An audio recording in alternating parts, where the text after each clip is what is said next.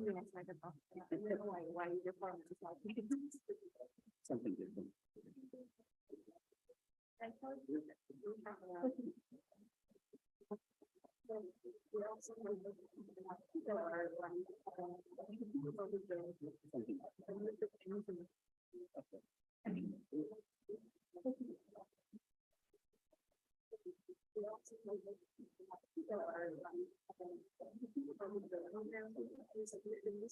I'm sorry if my community is not clear here. It's better than not. Most of us know that you can find it. It's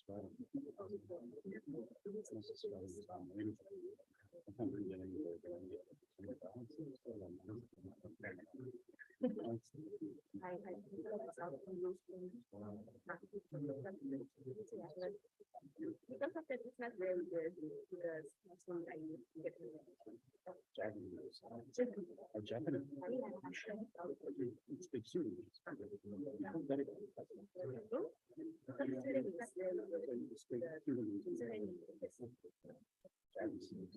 Either reading the Sudanese words that it has to be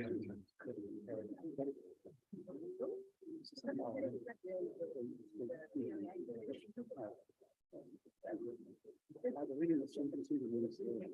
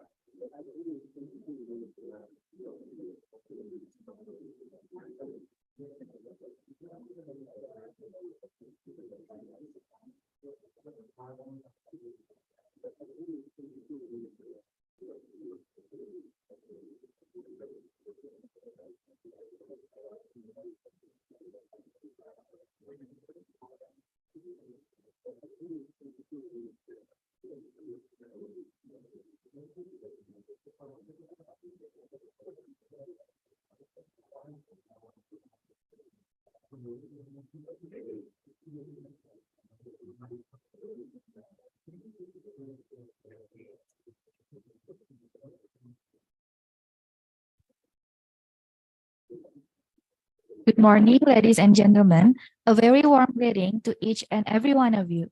Distinguished Dean of School of Architecture, Planning and Policy Development, ITB, Deputy Deans and Program Directors. Good morning, ladies and gentlemen. Distinguished teachers and invited speaker and student participants of today's public lecture. Welcome to the SAPPD International Public Lecture on the topic of Second Change Cities. Opportunities and challenge for secondary cities in an international context with some insight for Indonesia. I am Salsa Biranur Hanifa for the MC for this event. To begin the session, let us hear the welcoming speech from the Dean of SAPPD that would be delivered by Dr. Adiwan Aritena, the Program Director of the Graduate Program in SAPPD. Please welcome Dr. Adiwan Aritena.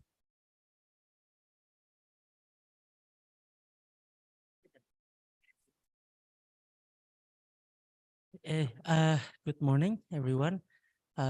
Welcome, Anthony.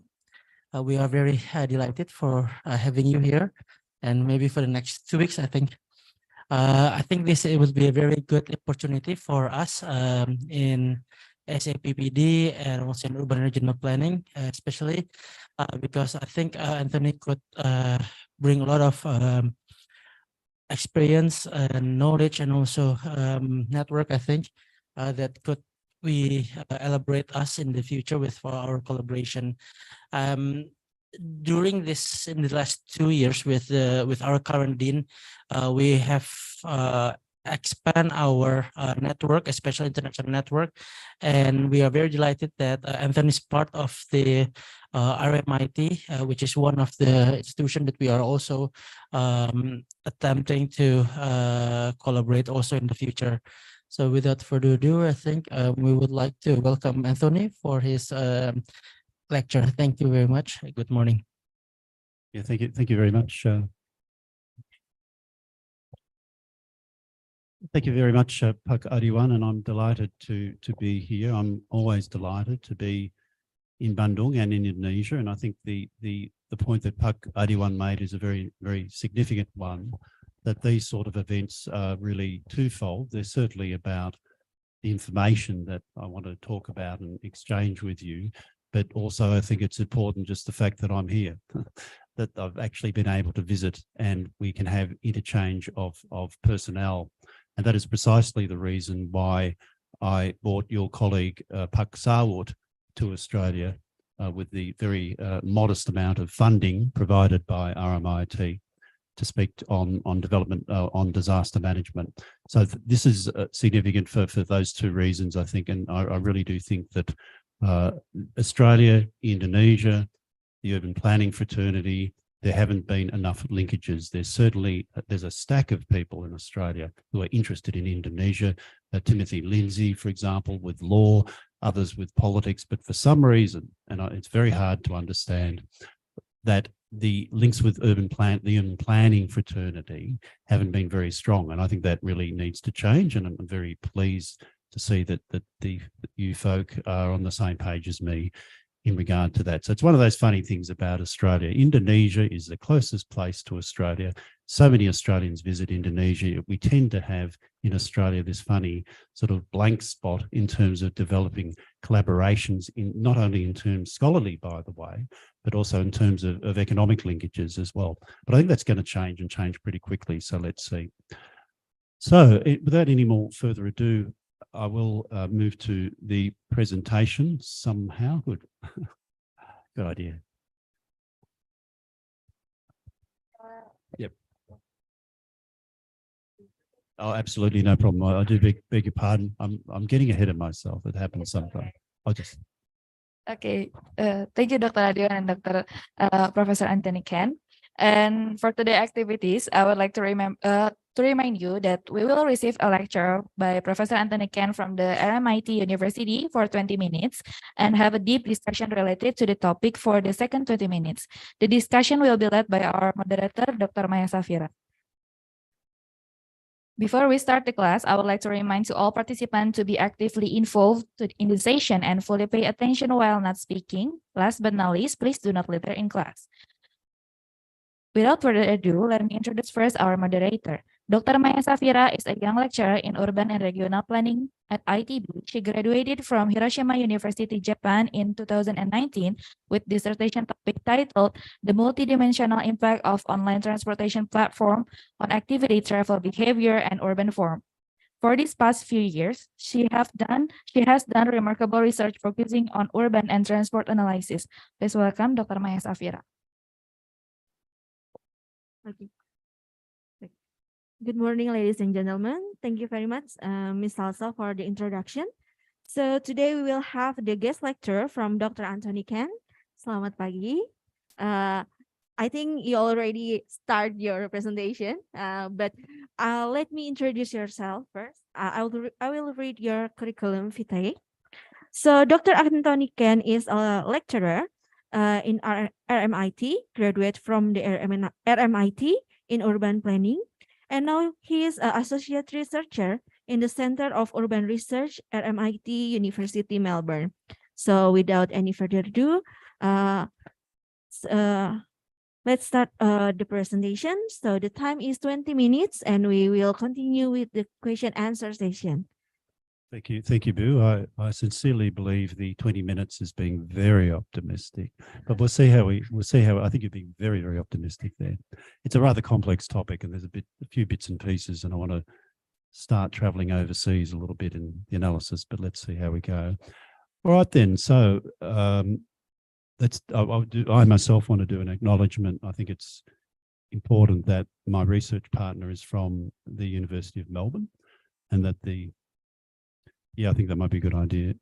And okay, so there's no camera, good. And that the funding is from the Career Foundation, which provides small amounts of funding, which can actually go a very long way. So that's how it's possible I'm here, that the Career Foundation provided some funding. And it does provide an impetus to have a bit of a look at career in this presentation as well. Just a little lesson there. I think that you don't necessarily have to get thousands and thousands of dollars to make a big research impact. You need enough money to visit somewhere and to start collaboration. So it's kind of seed funding, you might say. So today's talk, there's a few things I want to cover, and I'll go through these one by one. And as you see, ultimately I arrive at the topic of Indonesia, and my observations, I guess, keep in mind that I like to describe myself as an informed outsider. So yes, I'm not Indonesian, but I know a bit about it. So, and you folk know more probably. So I'm happy to stand corrected on any observations I make that might seem a bit not particularly accurate or a bit off the beam. So, okay, research aims and context. Now, this is the research project that I'm working on at the moment. And what I'm interested in is a relationship between cities. So moving from the idea that we're interested in things going on within the one city to what's going on between cities and what those relationships are. Some of those relationships will be positive in terms of economic collaboration. Others will be negative in terms of being outcompeted. And what I like about this research question is that it's interchangeable, that you could actually, and you see I've put and Indonesia in place of Australia, you could actually, you could put Korea or China. It's a sort of research question that's interchangeable. It could actually be applied to any country in the world. And some of the more specific things that I'm interested in is understanding population and industry shifts. But I've got a particular, to scale it down, I've got a particular interest in the relationship between services and manufacturing. And that's something that come out quite strongly in the literature. And you've got big cities, you've got small cities, and one of two things can happen, which I'll talk about a little bit. One is that the big city outcompetes the small city, or on the other hand, the smaller city can in some way take advantage of its location to the bigger city. It can play out either way, but I'll talk a little bit about that and how the international literature is dealing with that question.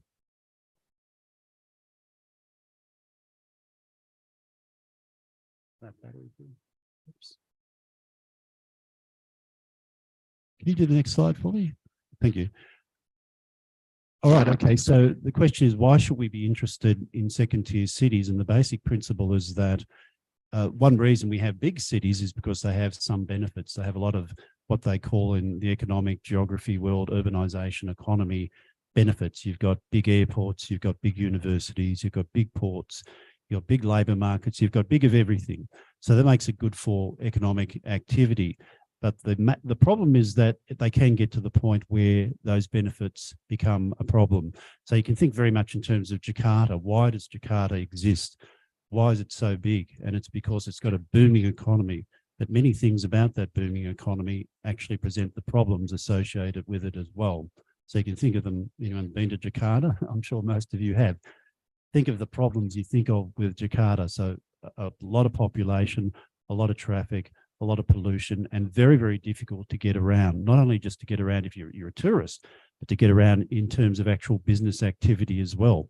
So in other words, the benefits become a problem. Now that's why we need to start thinking in terms of what can smaller cities do to actually counteract the problems of bigger cities, but not just Jakarta, not just Tokyo, not just Manila. Same story in Australia. We have not identical problems, but kind of similar problems, but in a less way. My own city of Melbourne having issues in terms of housing prices, having issues in terms of congestion as well.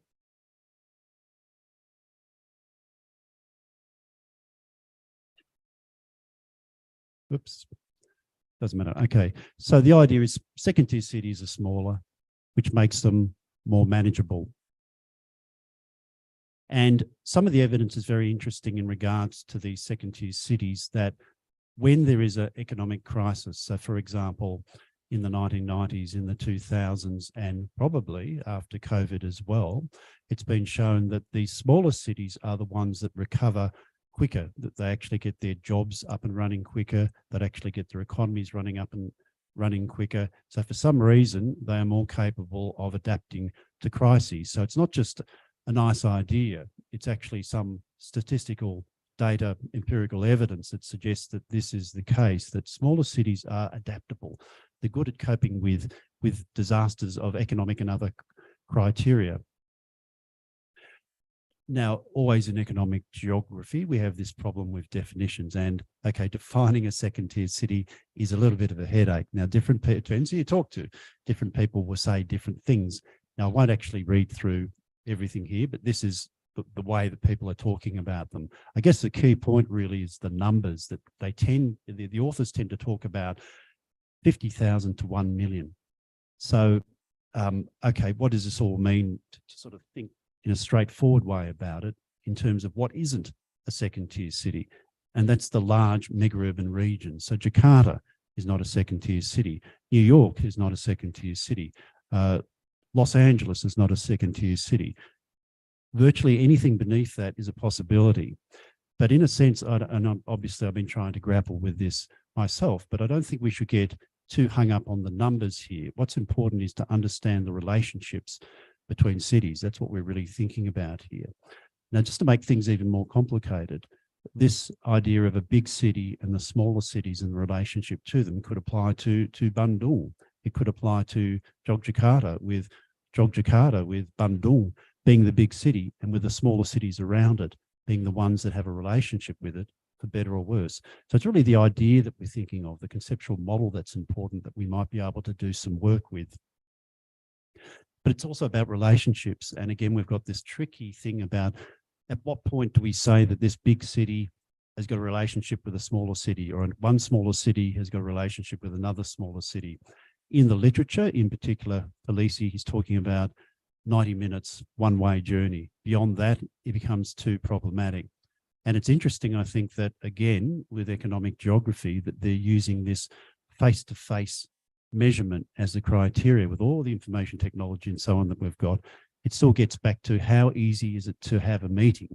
So that's the criteria that they use. So beyond 90 minutes one way is the criteria, and we could argue a bit about that. Then we're not really talking about a link. We're not really talking about a relationship. So we might ask that question about Bandung. How far is Bandung from Jakarta by car these days? Does it say about 2 hours?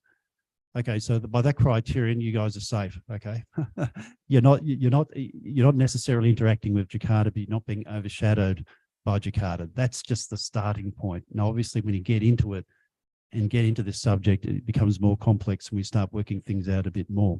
So let's talk about the key conceptual ideas, this notion of agglomeration shadow. It's that the bigger city outcompetes the smaller city, that it's just got too many benefits. It's got too large a labour market. It's got too many talented, creative people. It's got too many educated people. And therefore, the firms in the bigger city are going to swallow up the smaller city, and the smaller cities will actually wither away. So that's one side of the argument, that the big city overshadows the smaller city. But there is another side to this story in the literature, and it's the notion of borrowed size. Now, in this case, a couple of things will happen. One is that the smaller city does not actually need the big airport. It does not actually need the big ports. It does not actually need the big universities. And in some cases, if it's close enough, it does not even need the big labour market. It can draw on those without actually having them themselves in their own area. Now, that's good news for the second tier city, because it can access those services, but it doesn't have to deal with the sort of disbenefits that are associated with a big city: the traffic congestion, the distance between workplaces, the pollution. The second way of approaching it is that, and I'll talk a bit more about this in a moment, is to actually move away from a reliance on the big city at all. So in other words, medium cities join together to collaborate. They spread the agglomeration across a number of cities. So one city might be really good at transport, another city might be really good at education, another city might be really good at production.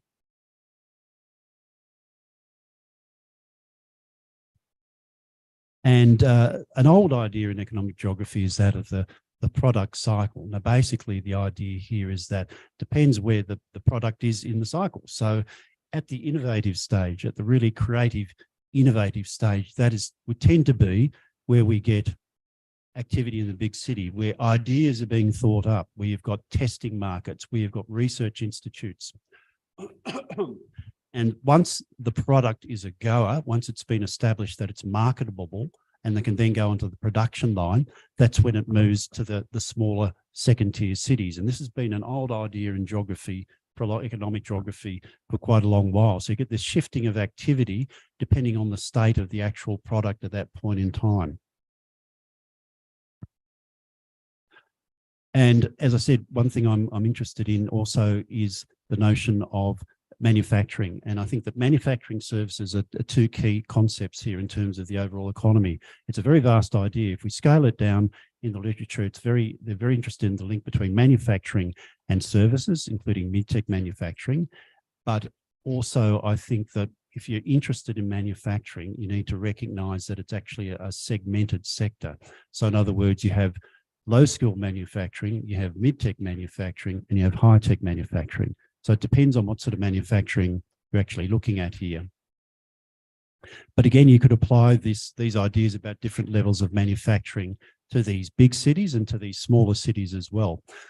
Generally speaking, the smaller cities, they're good at low-tech manufacturing, large assembly lines, low skills. Those sorts of industries are interested in low value, not low value, but low price land and low cost labour. Mid-tech manufacturing traditionally has been very strong in second tier cities as well for similar reasons. So in other words, they need the land, they need the labour. In my own state, my own province of Victoria, famous example is the city of Geelong, which used to be very strong with car manufacturing, protected by tariff barriers. They were removed, and now in fact it's actually struggling, and now it is in a sense being overshadowed by Melbourne, by housing prices, for example. The primary city, it's a little bit different. In the bigger cities such as Jakarta, and even in Melbourne, even in Sydney, you're going to get low technology manufacturing for slightly different reasons. That's because of the access to a very large migrant labour force. That is really what has made Melbourne. And even today, if you walk around Melbourne, you see all the different restaurants and Lygon Street and the Greek Quarter and the Greek and other sorts of ethnic representations as well. That all stems back to manufacturing. The idea that low-cost manufacturing needs a lot of people who are employed. You don't have to have really high English skills. So you tend to get low-skilled manufacturing in those locations in Melbourne. Probably a similar situation in Jakarta, possibly a similar situation in Bandung as well. But in terms of the really advanced or high-tech manufacturing, that again would tend to locate in the bigger city. So in other words, where you need the technical expertise, where you've got the research institutes, where you've got the highly qualified people, who are highly paid can actually afford the high cost of housing that are in these larger cities. And hence that is, if you wanted to narrow down the topic significantly about like a big city, little city, economies, interaction, okay, but how do we deal with this? I think the two key sectors to focus on are business services on the one hand and where they are, and manufacturing on the other and where that is, and what the relationship is between the two, and finally, whether that relationship is satisfactory or not. So you've got this representing conceptually the smaller cities provide manufacturing, the larger cities provides the services to manufacturing. Now, one of the questions I have, and I can't quite answer it yet, is that okay? Is that good? That's fine? So in other words, the manufacturers are happy to go to the larger city for their services. And there may be very valid reasons for that, because of the competition in a larger city means you can have higher standards of services and a broader range available. Or is it a problem for them in that they can't access it?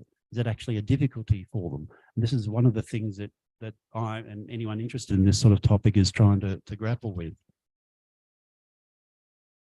So how does this play out? If you actually looked at it on a map, we're talking about big cities and little cities, what's actually happened? Well, here's a couple of models which gives you an idea. And on the left-hand side, this terminology, morphologically monocentric, basically meaning you've got a big city and you've got smaller cities around it.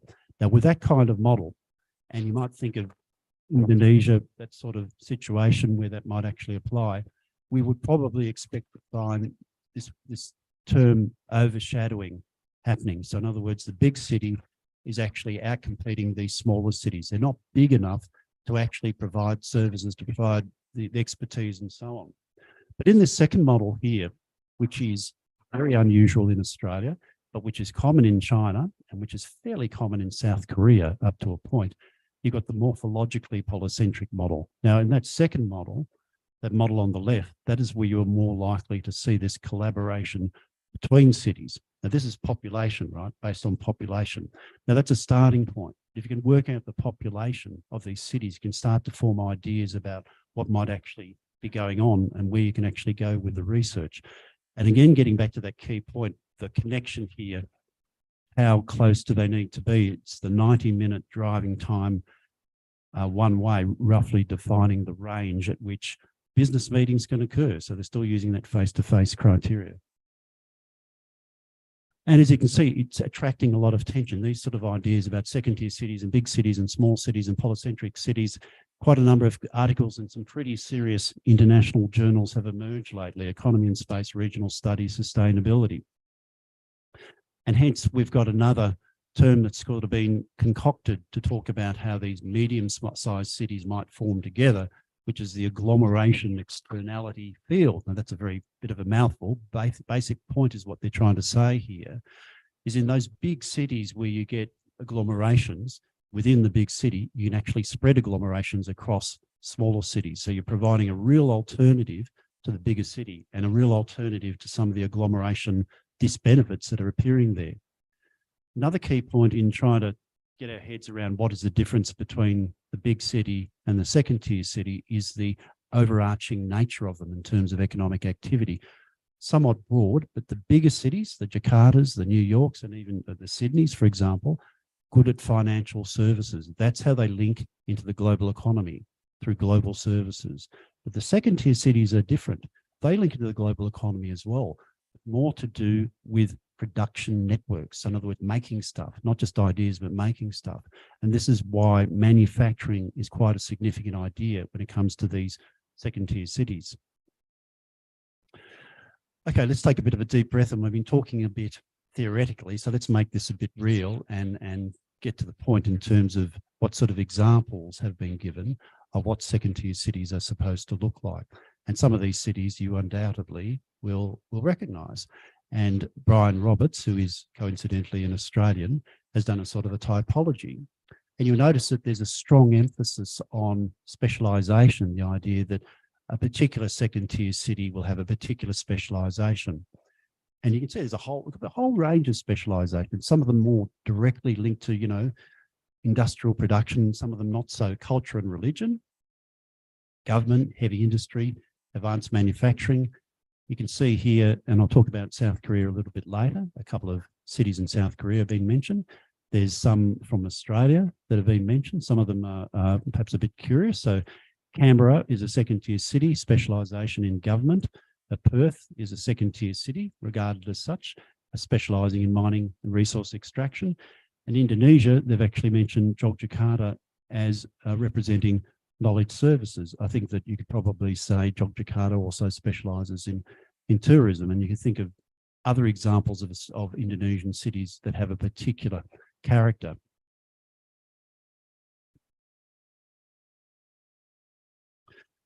All right then, so I certainly did promise to provide a bit of an international context. So I do want to walk through some of the policies of some of the countries and the way that they're dealing with second-tier cities. And then I'll arrive back at Indonesia and I'll be finishing off at this section and saying, and hopefully making the point why I think it's very important, not only Australia, but also Indonesia starts to think about the status of its second-tier cities and starts to think a bit about some of these ideas and how they might apply. So firstly, Australia. Australia is a very, very much concentrated the urban population along the eastern seaboard, as you can see, and this is using quite a liberal definition of second-tier cities above 10,000. But you see we have a collection of really very big cities. In fact, big cities in Sydney and Melbourne, over 4 million, and then it drops down very steeply. So it's a very uneven urban development in Australia. And this is part of the problem we're finding in terms of this idea of disbenefits beginning to emerge, that these big cities have very unaffordable property prices. They are increasingly difficult to move around, not only for recreational activities, but also for employment activities as well. They're starting to encroach on actually quite sensitive natural attributes as well. And we've got this very lopsided system in Australia where the seaboard cities in particular have been very dominant. And the history of these smaller cities in Australia, mostly all of this range of cities along the bottom here, were as agricultural service centres. Now, the reason that they're struggling is quite simply because the nature of agriculture, of Patani, of farming in Australia, has changed very radically. Farms have gotten much bigger. Technology has come in. That means you simply need less people on farms, which means you have less people in those cities that are servicing the farms. But this is the future. This is actually a projection of population to not that far in the future, actually, 2026. And this actually presents a slightly different picture of the second-tier city scenario for a country like Australia. You can say, well, look, I mean, the really obvious thing, by the way, as I said, is this domination on the eastern seaboard, and you've got vast areas of Australia where you don't actually have significant cities at all. And the way things are happening in Australia is that these cities that are the deeper the blue, the higher the population projection, are being driven by two things. One is tourism and two is retirement. Now, that presents certain vulnerabilities, as we've seen recently, that if you're retiring, then that's good for you, but the point is you're not actually working, so you're not actually got a lot of income to spend. And also what we found during COVID, as is pretty obvious, is that if you've got an over-reliance on tourism, then you can have some difficulties in actually being sustainable in the future. So in other words, these sort of cities are specialising, but the question is, are they specialising a little bit too strongly? So that's really seems to be what's driving it, is this retirement and this holiday destination and tourism destination feature. Some of these other cities down the south here, around here, we have a phenomenon, and around here as well, and to some extent to here, we have a phenomenon you might have heard of called sea change, which is also retirement options. In other words, people are actually moving to coastal locations, but also you're getting a sort of an agglomeration effect from the big cities. Melbourne here is a big city, Sydney here is a big city, and therefore Geelong, it's only about 80 kilometres, I guess, from Melbourne, not that far away, and Newcastle and Wollongong, which aren't that far away from Sydney either, have got this kind of synergy happening with the bigger cities, with again, people moving out of the bigger cities, but to work, not to retire, but to actually work, because these cities, the Geelongs, etc., are big enough to create the jobs. And well, okay, you do need to scale that down. I mean, you look at this, all these second tier cities everywhere, where do we start? Well, I want to focus on this part of Australia because of the co-location of these second tier cities. These are a couple more, Bendigo, Ballarat, Geelong, Newcastle, Wollongong, because of their closeness to the big cities of Sydney of Melbourne, to get some sense of the interaction that's going on there, positively or negatively. Again, recalling that idea of overshadowing, borrowed size, producer services, manufacturing, what's going on there. And what has gone on there in these second tier cities, the Geelongs, the Newcastles, the Wollongongs, what has gone on there is a lot of problems, quite frankly, because they were strongly manufacturing, they were strongly industrial. This is the Ford Motor Company in Geelong, which employed, I don't know how many thousands of people, probably the majority of people in Geelong. It now employs about 80, I think, 80 people involved in design. When that plant closed, that took the heart out of the economy of Geelong, because that was a case of a second tier city specialised, but very reliant on that one specialisation. Now, when that went down, that created a lot of issues.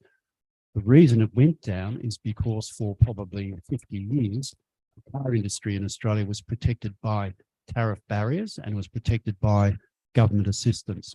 So these second tier cities are subjects of investigation for Australia, not only because they're alternatives to the big cities, but because they've had economic difficulties. That's the Port of Newcastle here. That is the Port Kembla Steelworks in Wollongong. Port Kembla Steelworks, like the Ford Motor Company in Geelong, employed vast numbers of people in Wollongong, and now employs probably, it's still going, but only employs about a few hundred.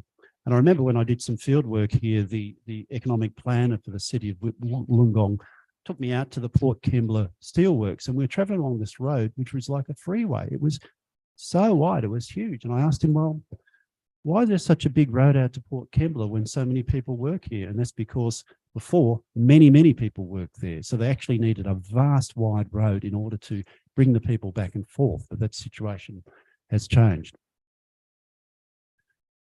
Okay, so, excuse me, can we move that one up the top there? Sort of interfering with the vision here. Okay, so that is a very, very quick history. How can you talk about a country in 5 minutes? Not easy. So that's Australia. So let's look at the rest of the world in about 10 minutes.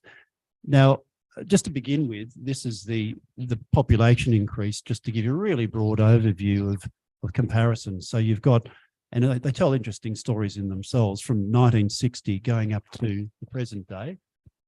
The story of Australia is, this is percentage proportion, okay? The story of Australia is that it stayed, the urban population has stayed pretty stable for that whole period. It hasn't changed very much at all. The situation with Korea is that it was down at a reasonably low level and it rapidly accelerated around the point 1990. This is China, this is Indonesia, and what you see here is a similar kind of a pattern.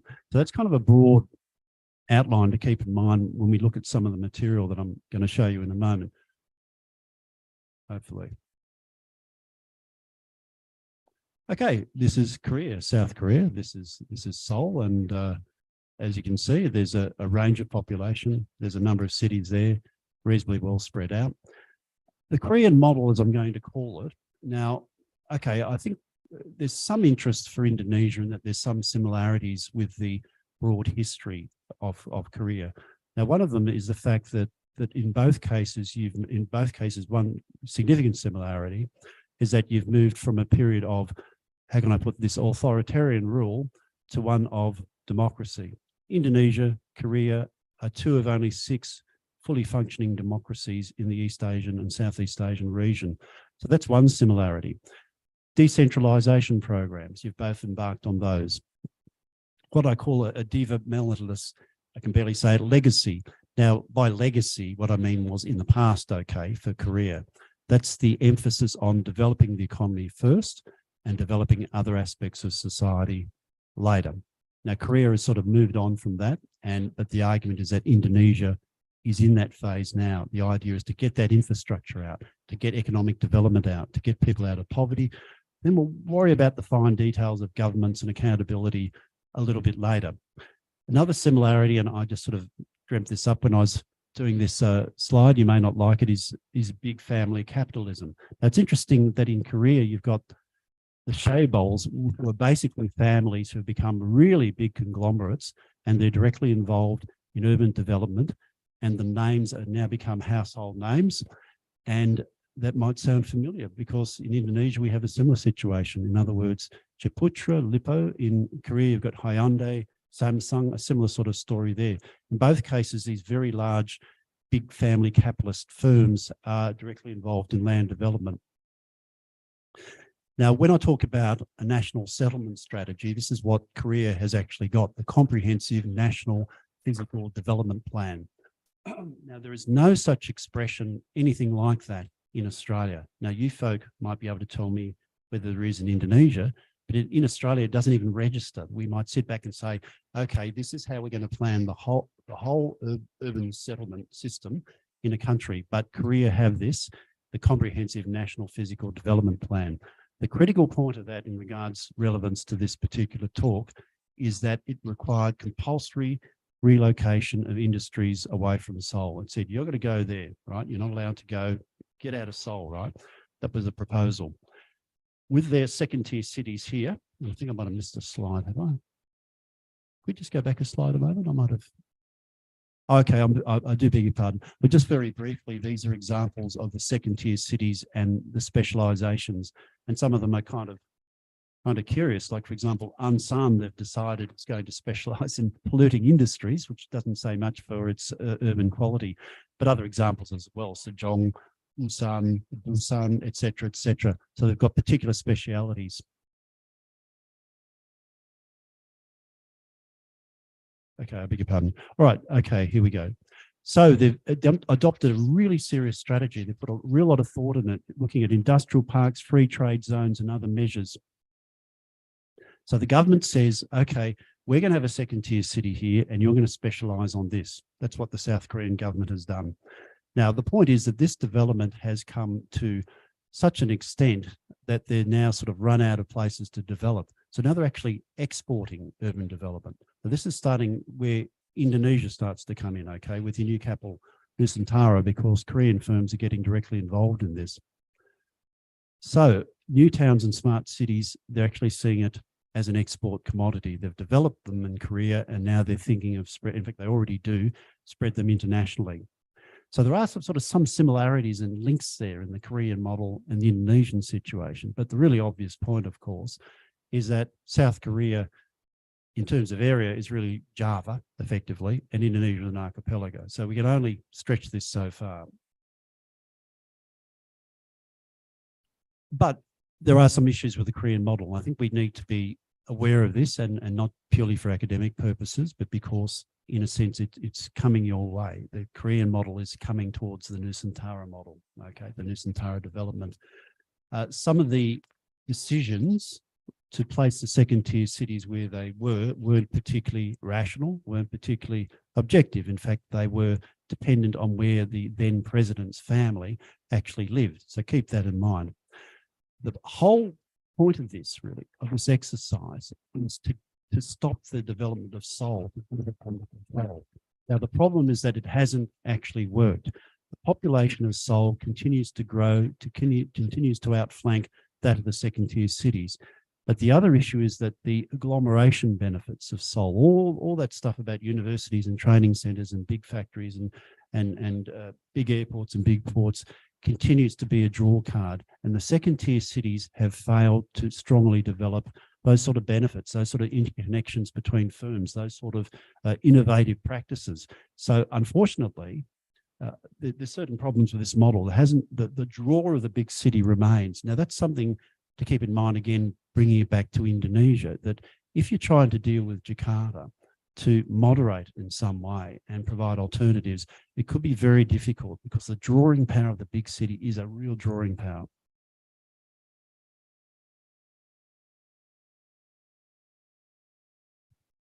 And okay, so one of the narratives about Nusantara is that it'll be a smart city, it'll be an eco city, and there may be significant Korean involvement, but the development of Korean smart cities had particular aspects that you need to be aware of. They were surprisingly, perhaps, equity was a big deal for them. There were rent ceilings or actual restrictions on the amount of rent that people should pay. They were certainly strong government involvement. Now, the government planned these cities, not private developers. It wasn't. Who's familiar with BSD City? You've been there? Many people been to BSD City? It's probably the new town I'm most familiar with. I spent a bit of time living near there, and it's a private development, but it's not that sort of model with Korea. You don't get that sort of private development. It's the government that plans it. The developers come in and do the building, but all the planning is run by the government. Now, that's not quite the Indonesian model, as I understand it. And the idea is that the export target countries don't have the resources to rely on private developers, do not have the resources, so they rely on private developers. In other words, the government struggle to build it themselves. They don't have the finances, so they do bring in the private developers. Now, you folk can tell me whether that's the case in Indonesia or not. Maybe it is, but one of the problems with that, or the issues with that, is that if you're a private developer, right, what are you after? Profit. One person said profit. You agree with that? Profit, right? You're going to have to make money out of your project. So that means there's going to be a reliance on housing, which is going to be pretty expensive. And it's a bit hard for me to judge, but I get the impression that BSD City is pretty expensive. Would I be pretty right in that? That the average Indonesian couldn't afford to live there? Well, that's an example of it. But the China model is actually very different. Now, the question you might want to think about yourselves is, we're talking about models and we need to be a little bit cautious with this idea of models because it's just a model, okay? But is it possible that the China model has some more affinity with Indonesia? Well, look, up to a point, because again, they've got a national settlement strategy, the new urbanization plan, and quite different in a lot of ways. Now, what I find kind of interesting about this urbanization plan is that one of the key features is to actually preserve rural land. That's rather unusual. So preserve rural land, mixed use zoning is encouraged. And one of the peculiarities, have you heard of the Hukou household system in China? Do you know of that? So in other words, really tight restrictions on people moving from the rural areas to the cities. You effectively couldn't do it. They're relaxing that. And that's a really big change for China. That was in place for decades. So that's a really significant change. So what they're saying is that, look, we're going to have so much urban development. This is ridiculous. It's inevitable that people will actually want to move to cities. So actually removing that. They're also arguing that local expenditures will be financed by local revenues. In other words, property taxes.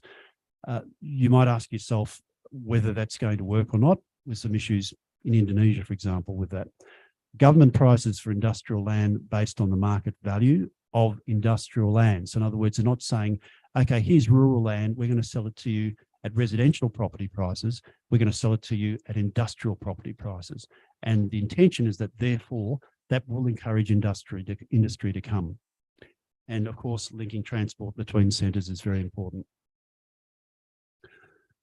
It's probably what you've been waiting for, okay? Now, we've talked about South Korea, Australia, China, concepts, ideas.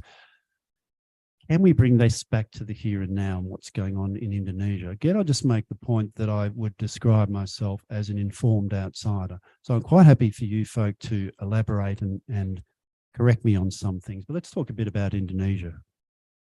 So here we have it. And if you look at the colours here, that this area here, the sort of orange colours, is what represents second-tier cities in Indonesia from this particular model. So it's fairly obvious that you have a significant number of second-tier cities in Indonesia. So you've got quite a lot in Java, you've got some in Sumatra, you've got some in Sulawesi, but significantly and curiously, in a funny sort of way, a little bit like Australia, that your urbanisation is unevenly spread, because once you go east of Nusa Tenggara, we don't get any of those indications of urbanisation. So here we go. Now, this is why we have to be very interested in second-tier cities in Indonesia. They're the big infrastructure rollout by Pak Jokowi.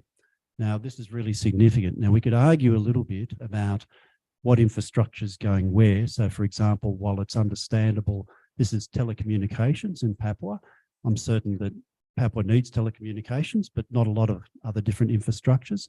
A lot of emphasis already on those islands that are already developed. But the questions for me are, if this infrastructure is being developed across the archipelago, to what extent is it being integrated with the urban planning of the towns located near them? That's a really important question that I don't actually know the answer to. The other thing that I'm wondering about is that with this sort of infrastructure, for example, ports and so on, does this present an opportunity for some sort of specialisation? So, for example, if you've designated a particular area for port infrastructure, does that mean you can actually develop skills and technologies to become a specialist in port infrastructure? So from those two angles, it no longer becomes a question of just saying, okay, we're going to roll out infrastructure. We've got other questions. How is it integrated with urban planning, and is it being integrated with urban planning for those local areas? And can you value add it? Can you make something more of it? Can you turn a port into a really good port that actually develops new techniques and new training for people at that port? The other question that I've got, again, as an informed outsider, is that if you're linking this infrastructure, and the whole point of it is to link economic activity, do you have the people who have the skills to engage in that economic activity? Because you might disagree, but my understanding is that the vocational education sector in Indonesia needs a lot of development. So in other words, the technicians, the engineers, the plumbers, the electricians, that grade of people. So the infrastructure is great, but who's going to run it? That's the question I have for you. And again, the other really big thing that's happening that I see as an outsider, as an informed outsider, is tourism. And okay, the general way that this has been described has been the 10 new Balis. Now, again, it raises questions about urban settlement. What is the planning integration between these tourism developments and the urban settlements that are nearby them? Now, I'm very interested in what you people think about this, and maybe we can have some conversations over the next 3 weeks, but I do have some questions about this.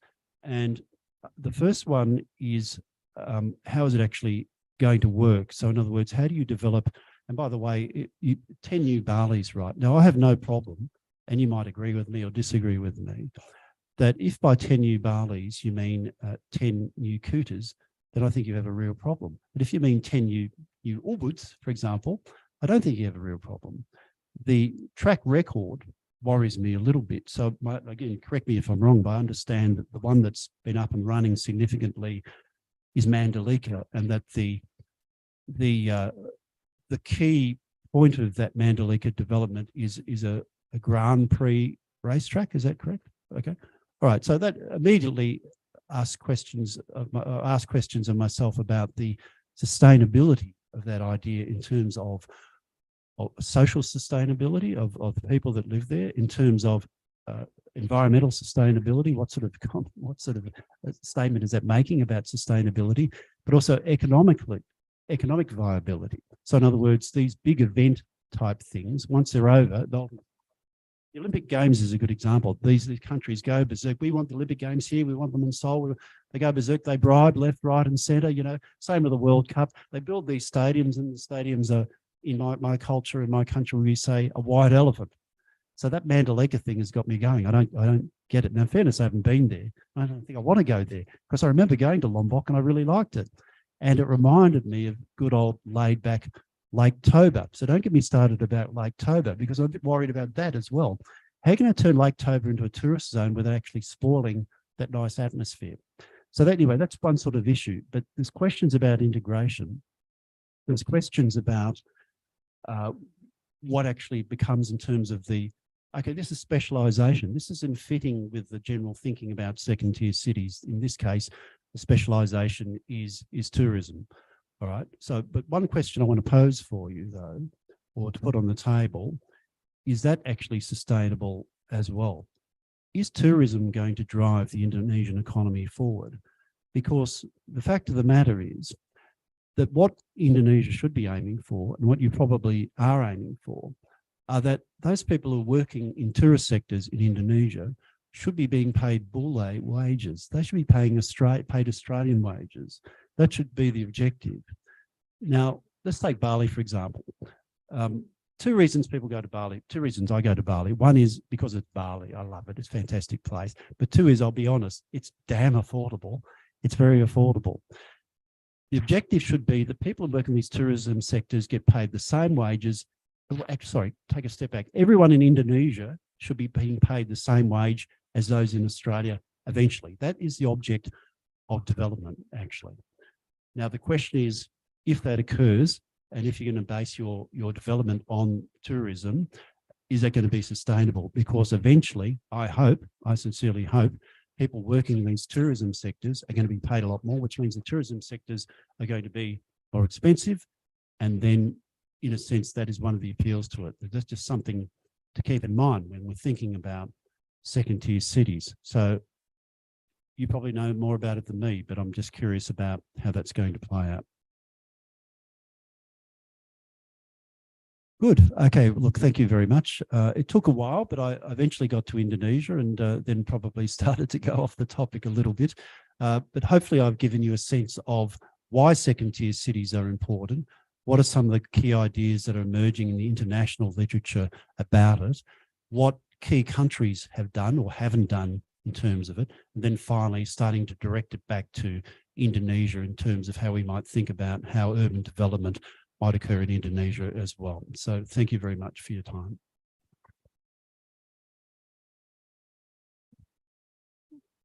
Thank you very much, Dr. Anthony, for your great presentation. And it's really interesting how we can get to know the second tier city and also its impact to the primary cities. So now I'm inviting all the participants here and also from the online, from the Zoom and also YouTube to ask the questions to Dr. Anthony. So is there any questions? Okay.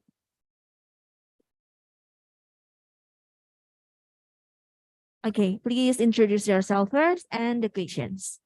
Good morning, Mr. Anthony. I'm Christopher.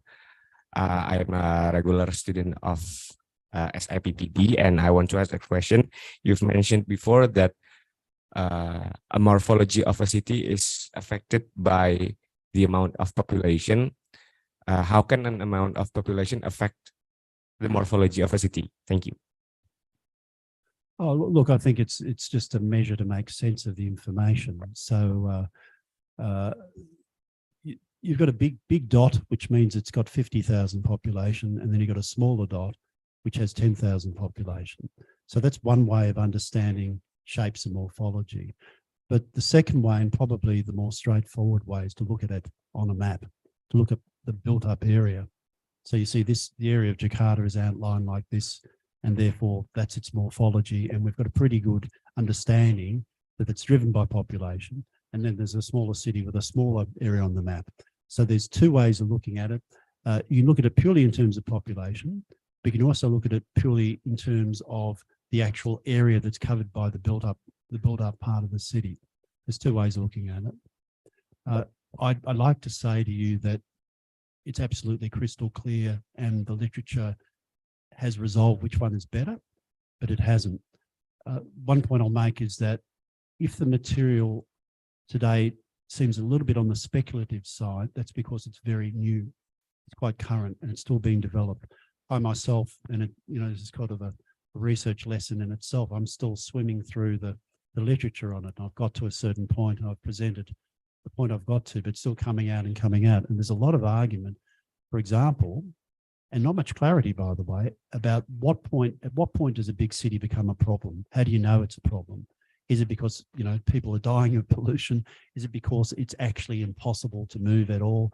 What is the actual measure here? We sort of have a sense about it. We know, say from Jakarta, traveling around Jakarta, it's really difficult. But if you said, well, okay, how do you prove that scientifically? You can't. Now, actually, I'm not sure you have to. And it's a curious thing about economic geography, is it sounds very precise, but there's a lot of sociology involved in it as well.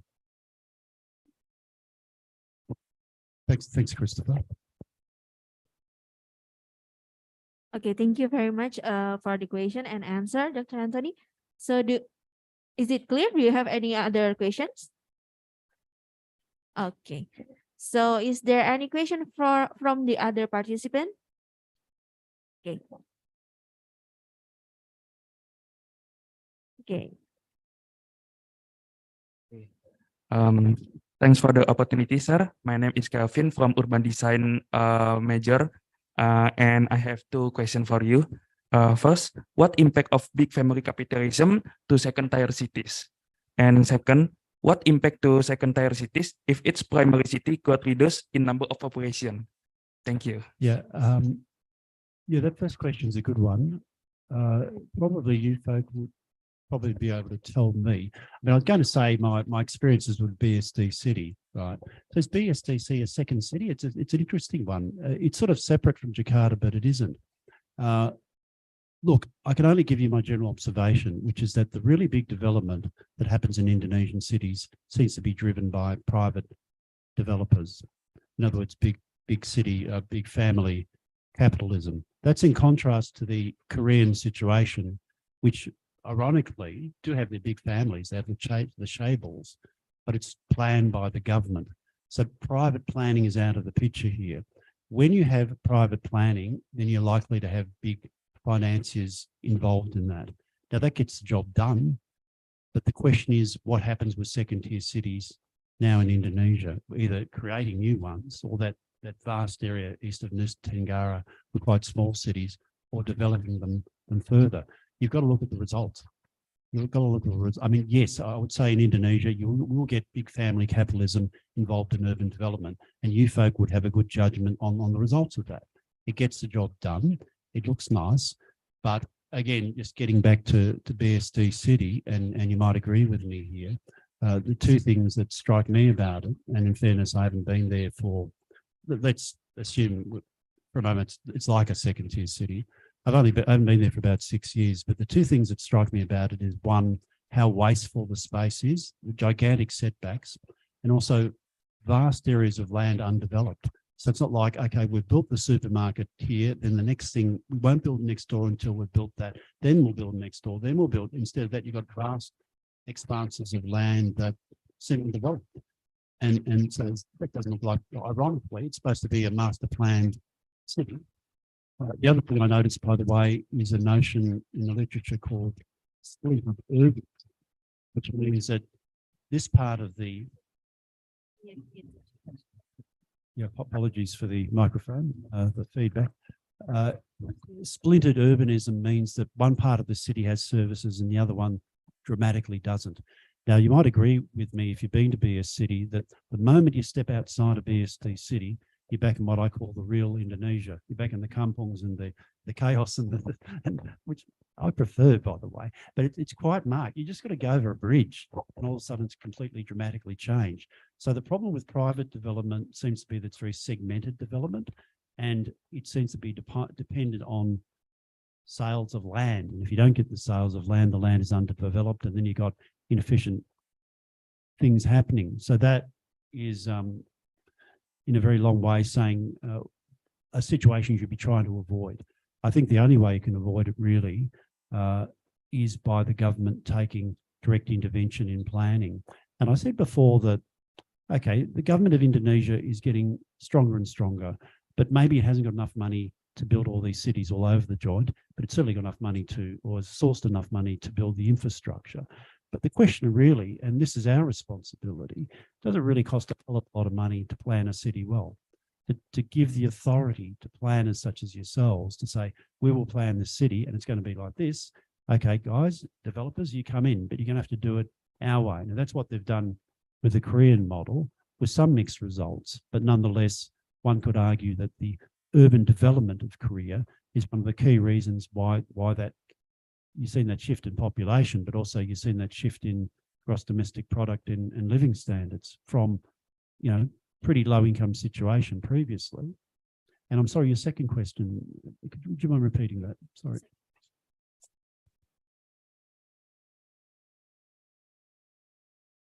Okay. What impact to second-tier cities if its primary city got reduced in number of population, sir? Thank you. If if the primary city loses its population, Yeah. well, that is happening a little bit. In Australia, it's happening a little bit with people moving out from Melbourne and Sydney, a situation that was already occurring, but has been propelled by COVID-19. But I wouldn't overstate it either. It partly depends what segment of the population we're talking about. If the big city loses a certain skilled sector of the population, then it could be a problem for it. On the other hand, what you can find usually people moving out of the big cities is because they're retired.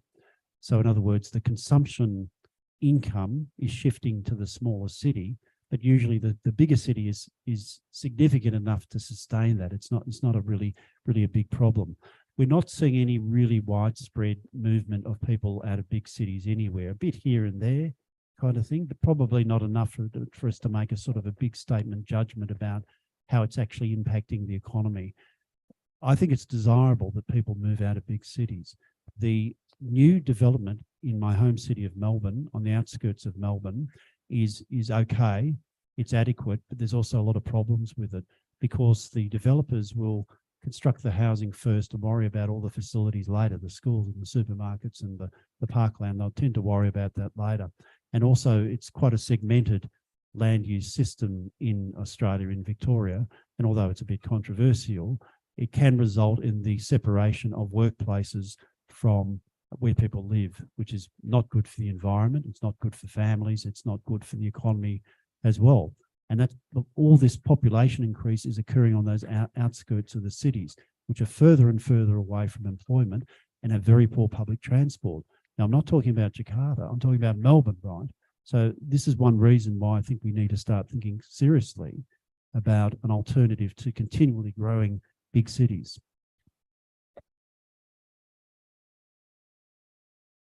Thank you, sir. Okay. Do you have any other questions? I think all of my question is answered. Okay, thank you very much. So we still have time for one or two participants who wants to ask the question. So is anyone have any questions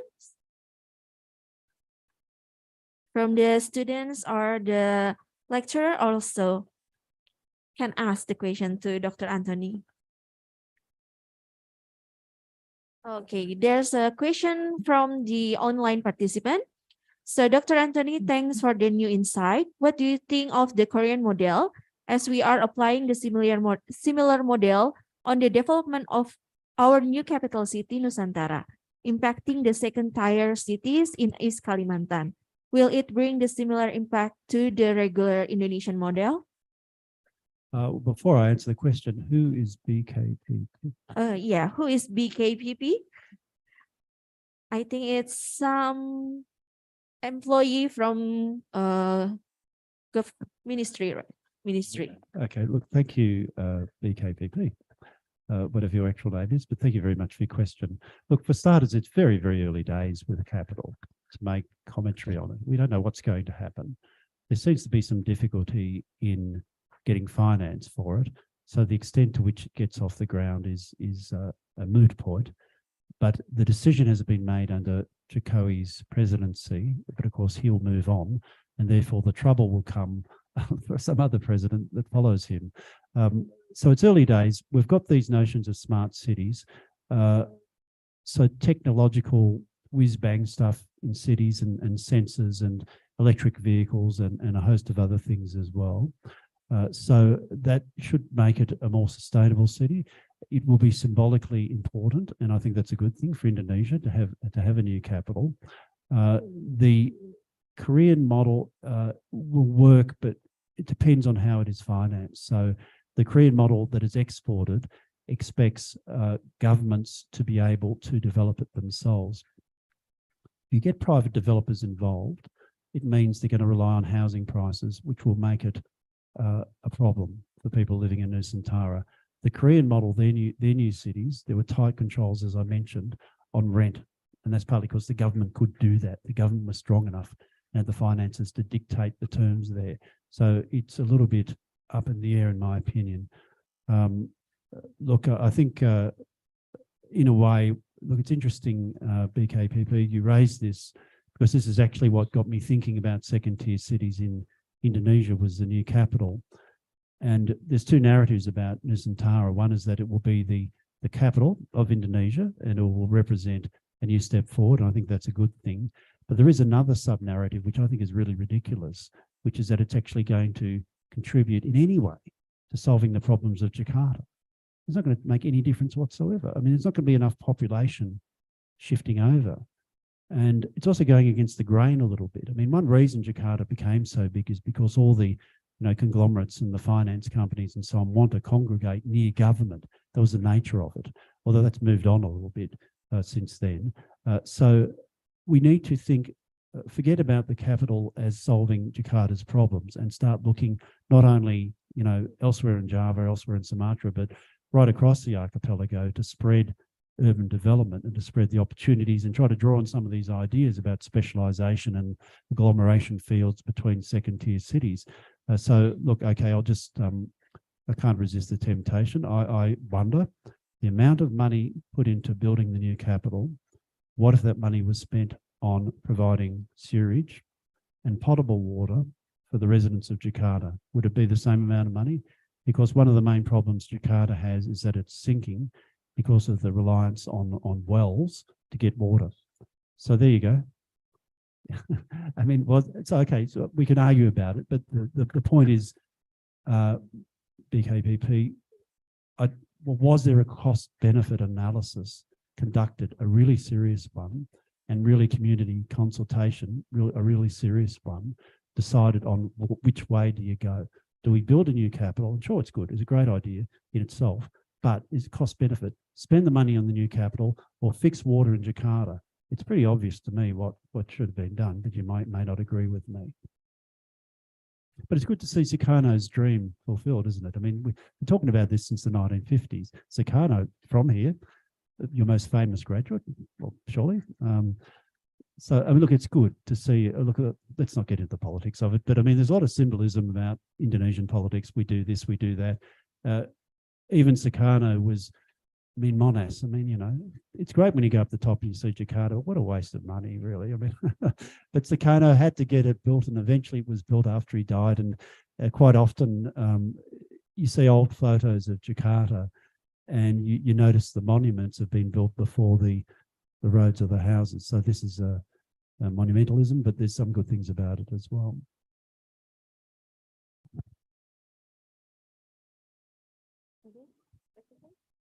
Well, I do just have one question for the audience.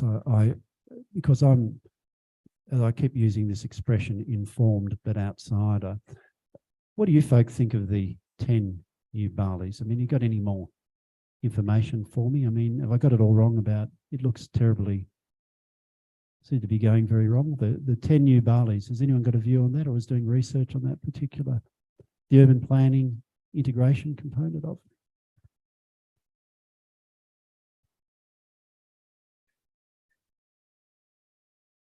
Yeah. Any of you folk working on that particular issue at the moment?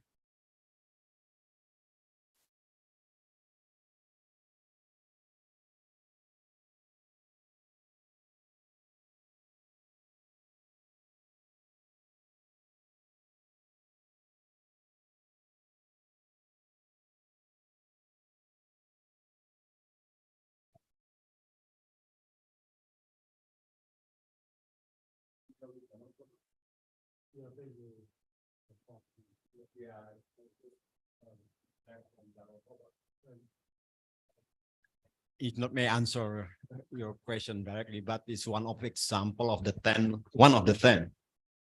So the Danau Toba is in the northern Sumatra. It is, you know where Danau Toba, right? Yes. So they already have infrastructures already laid down.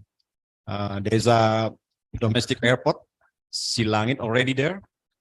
And then they are now planning to have a toll highway, freeway access from Medan direct to the Danau Toba. And then the still floating issues. regarding to the tourism. Because trip from Medan to Danau Toba is a lot of tourism destination that having toll roads and also domestic airport that connecting to international Medan, KN or Kuala Namu, where that you can fly from Jakarta or anywhere from Singapore, Jakarta, and to go to Silangit. And then they are trying, I mean, the impact of that, the decreasing of revenue that from the local tourism along the way from Medan to Parapat, because people now directly goes to the Danau Toba now. So somehow it is quite significant decreases the revenue that people get from restaurants, hotels along the traditional road that normally people go through there. Now they have a toll road, and as well as the Danau Toba, the Silangan airport. Yes, that's what I see. But it is imply what so far, yeah. But it is promising, of course, still. But some social impact and economic local impact is already there. That's just I can say for you. Well, thank you, Pak. I'm sorry, Pak. Well, I didn't get your name. Ibnul. Thank you, Pak Ibnul. Well, it just brings me back to the title of the talk, actually, Second Chance Cities. And I use that title for two reasons. One was the more sort of the Australian situation where second tier cities used to be big manufacturing and they've lost jobs and so on. But second chance cities, as in almost new cities, to take the ideas that we have emerging at the moment, that is smart cities, but in the Lake Toba instance, eco cities or ecotourism. And that is the great hope of urbanisation occurring from here on in, is we're able to learn those lessons from the past. So Lake Toba could be an ecotourism centre for the world and could be a specialisation of sorts in that. And from that, you could see things springing off, multipliers, like maybe training colleges or certain eco-development measures, new developments in renewable energy that spring off that basic idea of Lake Toba being an ecotourism location. So it's not only a nice idea, it's actually of economic benefit. So that could work. I guess all I'm saying is on the very limited evidence and the very limited progress so far that the Mandalika Grand Prix, I'm not suggesting they're going to do that at Lake Toba, but it's not exactly a good start, I don't think. Unless you like car racing, you might like car racing. I think it sends all the wrong messages. Do you have any comments, Pak Ibnu? No. Okay. So due to the time limitation, we will stop the question answer session today. But for your information, Dr. Anthony will be staying here for 3 weeks. So if you have any further questions or discussion with him, feel free to visit his room in the fourth floor, right? The only other thing I'll add to that too is that I'm actually here to learn, and you guys know more about Indonesian planning than you're right now looking at Indonesian planning, and there's many things I'm curious about, and I've touched on a couple of things here. But yeah, I'm here to learn. Of course, Dr. Ken. Okay, okay, so we will stop the question answer and we will continue to the next agenda. It's about sharing the opportunity of publication. Yeah. Actually have a USB drive. May I put in? I have a USB drive. May I put the USB drive? I have a USB drive. Oh, yes. Okay. Okay, so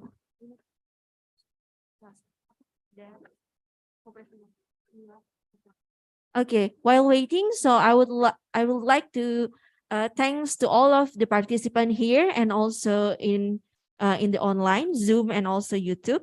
But feel free to stay here to join the discussion about the opportunity of publication and research with Dr. Anthony.